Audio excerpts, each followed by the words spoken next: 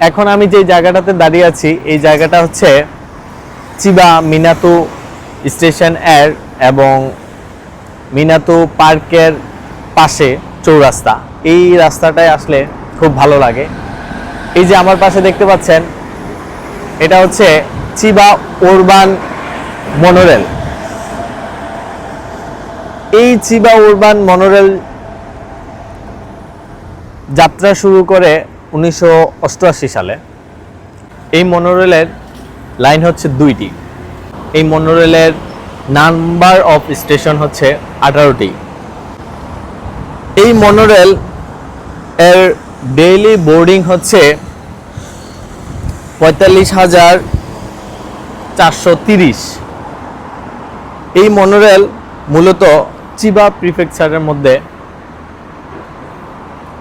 Running করে।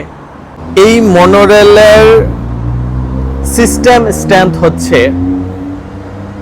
15.2 kilometre.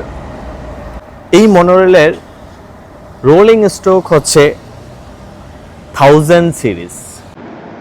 আমরা জানি জাপানকে মূলত ট্রেনের শহর বলা হয় বা ট্রেনের দেশ বলা হয়।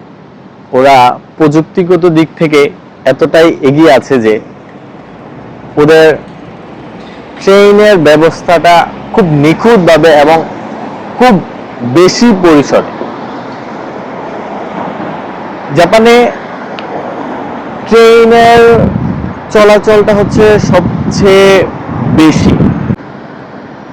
জাপানিজরা মূলত ওদের ট্রাভেলিং বা যাতায়াতের উপায় হিসেবে সবচেয়ে বেশি ট্রেন চলাচলটাকেই বেশি প্রায়োরিটি দেয় এবং